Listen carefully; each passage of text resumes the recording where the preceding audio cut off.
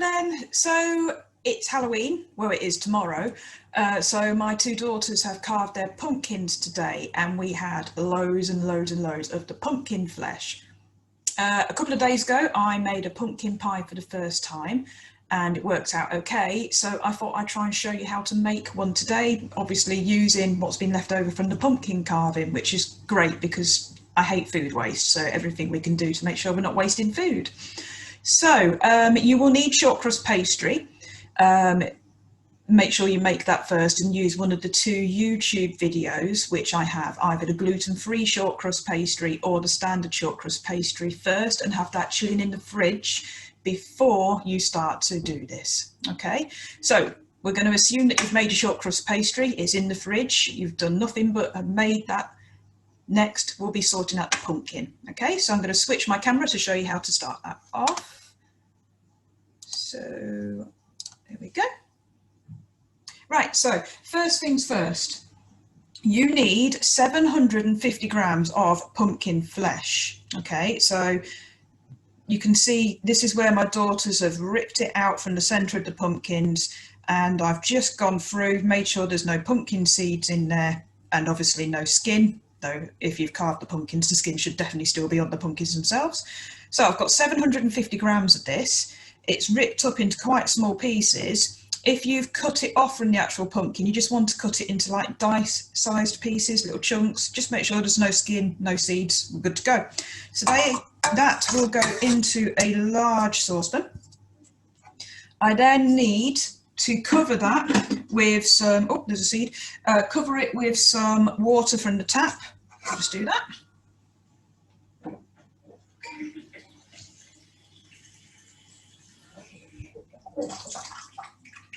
There we go.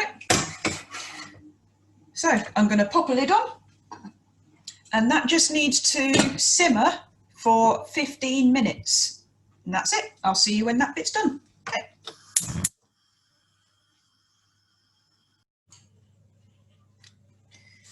Okay, so whilst my pumpkin is cooking, I'm going to start sorting out my pastry case. So for this, I've got my pastry. This is gluten-free pastry that I made beforehand. I've got a rolling pin. I've got a loose bottomed flan tin. You see the bottom comes out. I have got baking beans, ceramic baking beans. I've got a little bit of my gluten-free plain flour, and I have a sheet of baking parchment. So what I'm going to do is I'm going to roll the pastry out onto the baking parchment. The reason I'm doing this is gluten-free pastry is very fragile, very difficult to work with. So if I roll it out onto a piece of parchment, I can use the parchment to pick it up, which you'll see me doing in a bit. Okay. So, start rolling it out. As you can see, it's cracking already. It's okay, that's just what this pastry does.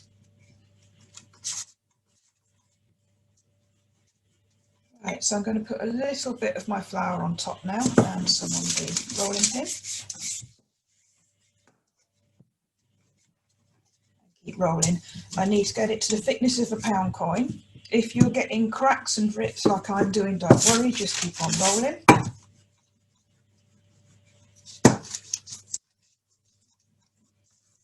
Now, because this is gluten-free pastry, I'm not picking the actual pastry up and turning it round because it is so fragile. If you're working with standard pastry, then you'll be fine to pick it up and move it about a bit. So as I've already said, I want it to be the thickness of a pound coin, but it also needs to be slightly bigger than this. So I need to keep rolling.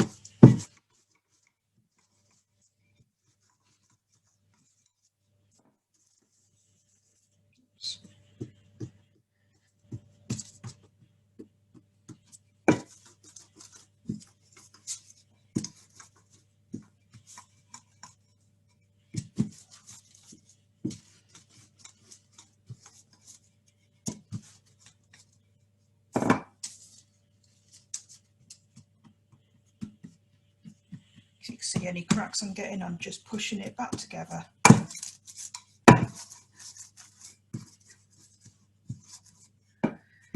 Right,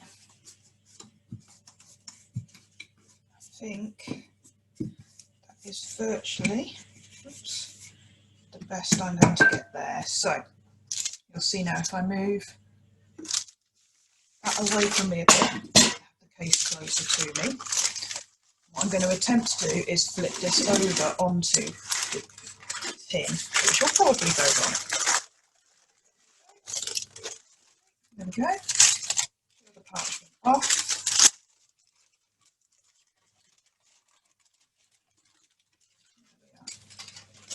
Right, so this bit here you can see is folded in, so I'm just going to gently lift that out.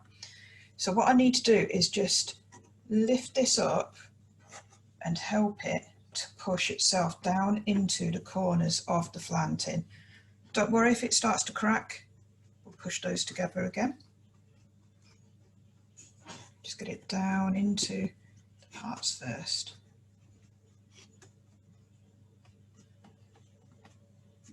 Okay, right, so now where I've got cracks, I'm just going to patch them up. So here is one, you can see I just need to push that in there.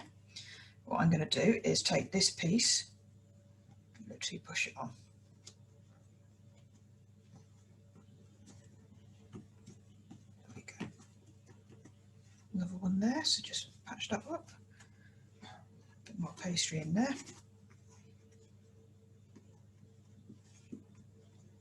So, another piece, oops, I don't need that bit there.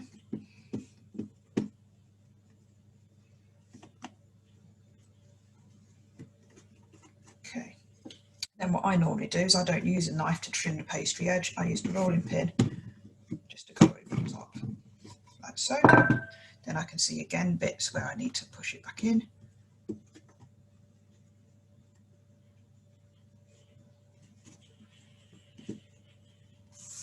These bits out of the way. Move it off.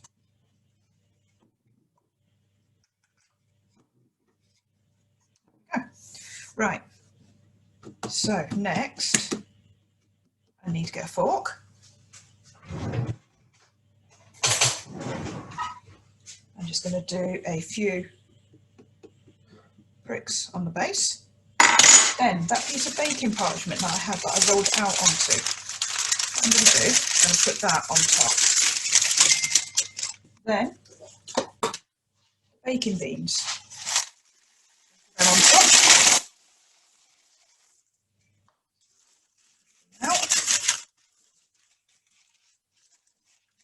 Now what I'm going to do is I'm going to put this into the oven to bake. Now this is called baking blind.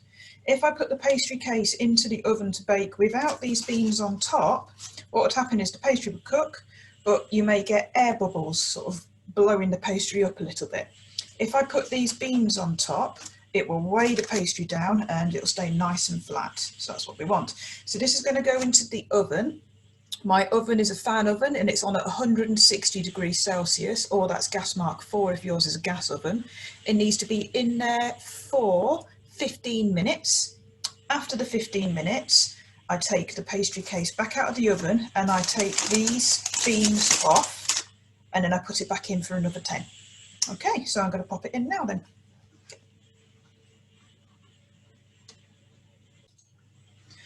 Okay, so back on with my pumpkin while my pastry is starting to cook in the oven. So this is the pumpkin that I put into water and I simmered for 15 minutes. Then what I did was I drained it and you can see it's gone to like this puree type substance. Okay, so what I want to do now is I want to push this, pass it through a sieve to make sure that I am only left with really nice smooth bits of pumpkin. So I've got the bowl underneath to catch the bits that I want. A metal sieve is better to do this with. If you haven't got a metal sieve but you have got something like a stick blender at home, then you can use that. The idea is you just want to get this as smooth as you can. So you can see it's a bit of an arm workout, gradually just moving it round and round, using the back of the spoon to push it against the sieve, and out the other side of it you can see you're starting to get this puree, which is going to be really nice and fine. All smooth, no seeds, and all this fibrous sort of material will be gone. Okay. So you don't need to stand and watch me doing that all the time, so I will come back once I've done that. Right, so my timer has just gone off, so my pastry case has had the first 15 minutes. I'm going to show you how to take it out carefully and remove those baking beans.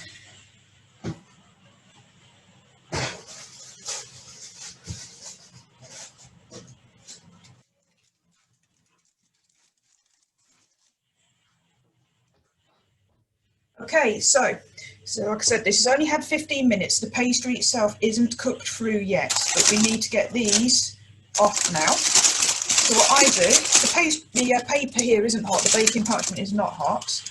I've got my pot ready. Hopefully, I'm not going to throw these everywhere. I pick it up carefully and literally, carefully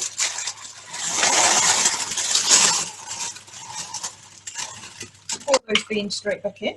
Nearly lost one. Those beans are going to be hot, so don't be tempted to start handling those, just leave them to cool down. So this pastry case is not quite done. I'm really happy, it's looking pretty good. It needs another 10 minutes in the oven at the same temperature, which was 160 for fan oven, gas mark 4. Okay, so I'll see you in 10 minutes. So whilst my pastry case is back in the oven for the final 10 minutes, I'm going to start getting my filling ready. So I have passed my pumpkin through the sieve and it's made it really nice and smooth, so there's no seeds or really stringy bits left in there now. But I now need to flavour it, sweeten it and turn it into the filling.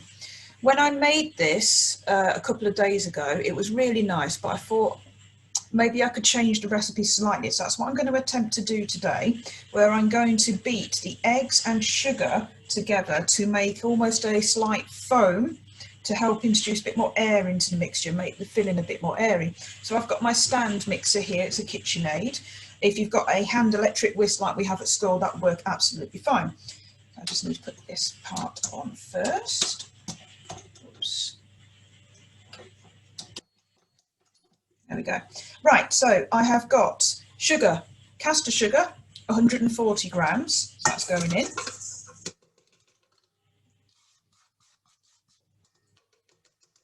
Okay. And then I want 2 eggs. I am not going to crack the eggs straight into the bowl in case I get shell everywhere. So like I've taught you before, crack it into a bowl, check it, tip it in, that goes into the bin. Oops. There we go.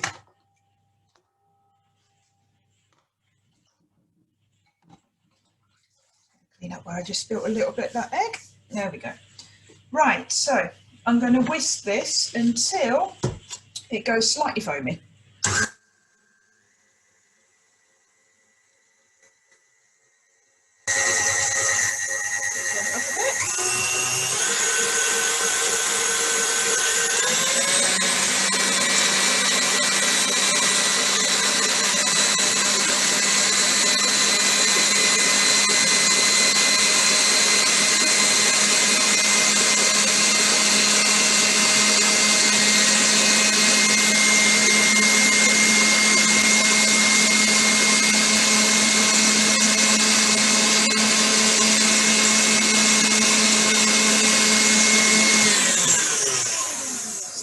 Noticed that the colour of my sugar was not white, it was a golden caster sugar. If you've just got white, that will work absolutely fine. Now that's started to foam up a little bit, so I'm going to put some of my spices in. Cinnamon, 1 teaspoon. So this is a ½ teaspoon, so 1, 2. And nutmeg is ½ teaspoon. As I normally do, I'll put a typed up version of the recipe in the description for this video. And now I'm going to turn this back on.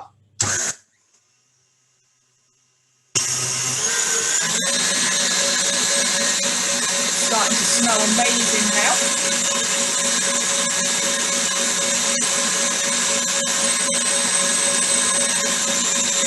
Right, I've got 25 grams of melted butter.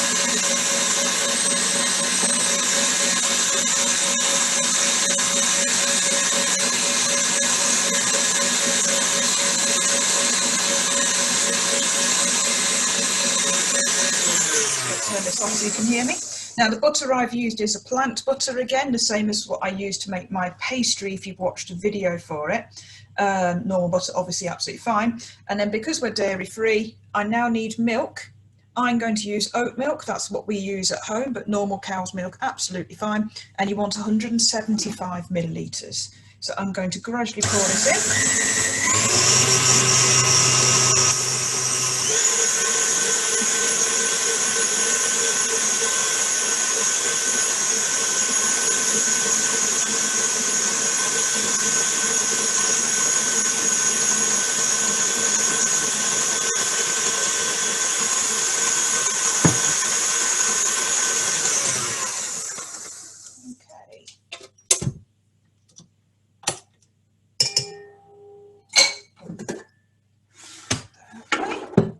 Okay, so now I want my pumpkin mix. I'm going to pour that in and stir it through.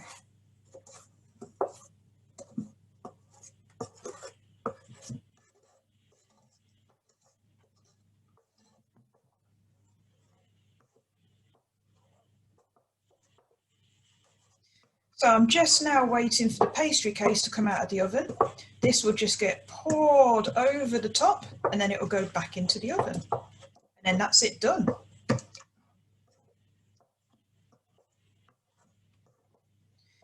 So I've got a few minutes left until that pastry case comes out. So I'm going to pause the video again and I'll see you when my pastry case is ready. Okay, so the timer has gone off. So I'm about to get the pastry case out.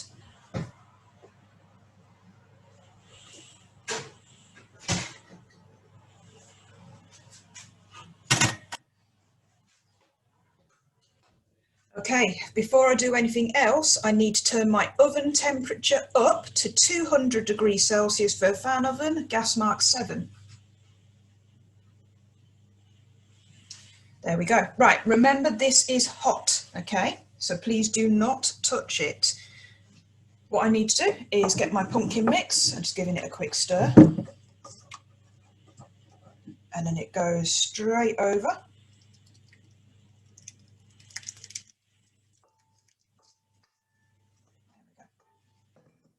So now this goes into the oven at the 200 degrees for 10 minutes. After those 10 minutes are up, I then need to turn my oven down to 160 degrees Celsius or gas mark 4 and I bake it for another 35 to 40 minutes. This filling will set. If you've had egg custard tart, it goes very similar to that where it's set, but it has a very slight wobble to it. And that is it, that's it done. So I will show you it when it's finished. Hopefully it'll be really nice. Okay, thanks. So here is the finished pumpkin pie. I've literally just got this out of the oven. If I give this a little shake, you might be able to see it has a slight wibble. Okay, and that is absolutely fine, but it's not really soft to the point where it's liquidy still. So it should be set, okay, like a jelly. So I need to leave this to cool inside the tin. This is a loose bottomed one, so what I normally do is a tip to get it out of the tin, once it's cold obviously, I get a can, like a can of baked beans, and I sit this on top of the can and push down, and then you can get this out of the loose bottom tin really easily. Once it's cool, you can also dust it with some icing sugar, like a couple of tablespoons of icing sugar just on the top, just to sweeten it a little bit more, though I personally don't think it needs it. But yeah, that's how you can serve it. And that's it. It's normally eaten cold, though I have eaten it warm straight out of the oven before, and I find that quite nice as well. But most people eat it cold, and it will last for a few days in the fridge. So there you go. That's the pumpkin pie recipe. Don't forget, if you do have a go, please do take a picture to show me. And there you go. Have a good Halloween, everyone. Bye.